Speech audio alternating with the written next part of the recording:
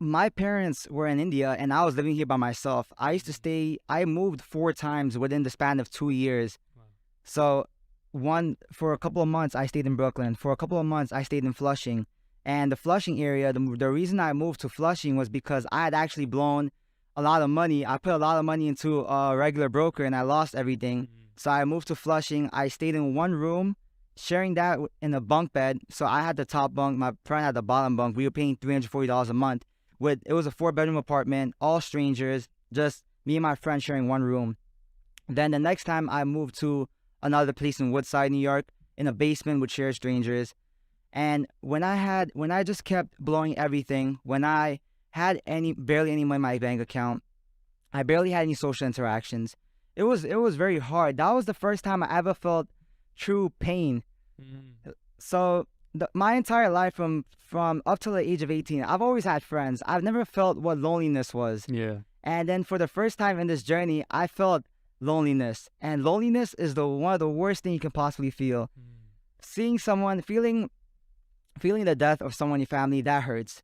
But I found that loneliness is the worst feeling of them all, especially when you're going through that with no hope for the future. I got to a point where, not that I wanted to take my life, but I just didn't care. I felt numb for months and months when I had that blown account, when I barely had any friends, when I lost my hope, but I was still in college. And I remember one time I was in the train going back to my job, to the doorman job. It was the end of the day, actually. I remember one time I was in the train going home from my doorman job. And this was back then during the time of Asian Lives Matter in New York City. So, like, they were pushing Asian people on the train tracks. Wow. Yeah, so it was very, like, common. They were like Asian Lives Matter and all that. And I remember I used to stand on the yellow line of the MTA tracks. And I used to just stand there and just watch the train go by. A lot of people, because I was at a point in my life where, like, I don't care if anyone pushed me. So I was just standing there, just numb. Also in the train, one time I was just looking at somebody and he looked back at me and we were just having a staring contest. And this was back then when I was numb, when I didn't feel nothing. And I was just staring deep into his eyes, and eventually got off the next stop. And I was just at a very, very low point where numbness, loneliness, no future. But I just kept pushing and pushing because I knew I had to retire my parents or at least help them. So was it an essence of, like, you didn't want to do it yourself in terms of, like, take your own life in that sense or put an end to it yourself, but you were almost numb in the sense that if someone was to do it to you, you wouldn't mind. Like, you were kind of standing on the line saying, hey, if someone pushed me here, they pushed me, I'm not going to stop them, or you're staring at the sky, if he does something, I don't care. Like, I'll just let it happen because you're feeling such, nothing. You're not feeling anything, and you're struggling through this process. Your family's struggling over here.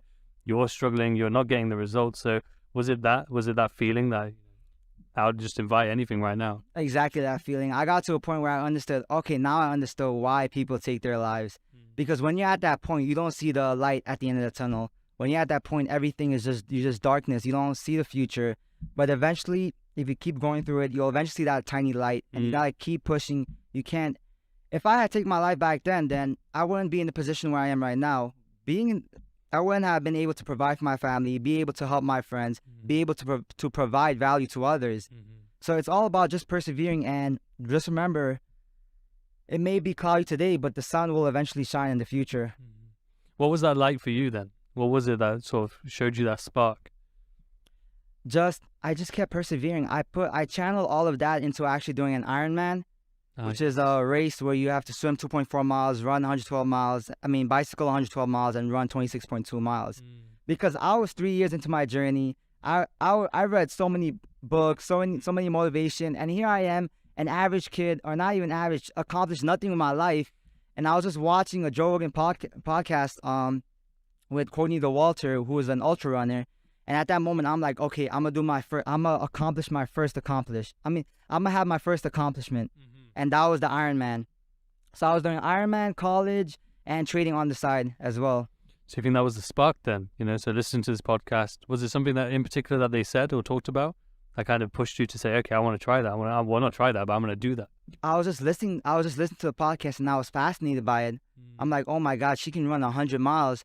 And then I thought to myself, maybe I can accomplish that. Maybe I can be great. Like, I'm 3 years into the journey and I'm nothing. 100%. So, like, It's interesting you say that. So you went from literally feeling numb, feeling down, feeling the worst you've ever been, to feeling motivated to achieve something. It wasn't even in trading, something outside of trading. Was it the essence of the Ironman being so hard, so difficult, and not many, if any, people can complete and get to that sort of level of endurance and self-discipline and be able to handle that much pain? Do you think it was almost a challenge to yourself to say, I can achieve that level, far beyond what an average person would do? When I set out that goal, I didn't believe in myself that I could even do it. I was a couple months in, and I was running on a treadmill, struggling to do 5 miles. And I'm thinking here, I have to run the whole marathon after all that 112 miles of bicycling. And here I can't even run 5 miles. So I was just telling myself, I will prove myself wrong. I've been through a lot. I've been through so much pain. Most kids my age, I'm 21 years old, haven't been through this type of pain. And I will finally succeed. And it was basically just my ego, because I've been feeding my ego since the start of the entrepreneur journey. Like I mentioned, I read all these motivational talk, and I've been studying, reading, and here I am, a nobody. You're a nobody, and you've been here for years and years talking about being great. So now's my only chance to prove to myself that I can accomplish something, that I'm not average. So my Ironman was my first accomplishment that proved to me that I could make it in other fields. I literally did not believe in myself one bit in that Ironman, but like I mentioned prior, I knew that pain and all that, I could channel it into accomplishing this goal. It's incredible. No, it's incredible to hear. And I know the difficulty and the fact that even people who do train for it struggle, on there. And the fact that you then did that. So that was the spark. That was like, so you proved to yourself you could do something. Exactly. You proved and you accomplished something. So then was it after that translating or channeling that same energy and drive then, and now the new self-belief into the trading side? Yeah, so after I accomplished that, everything went up, everything spiraled up.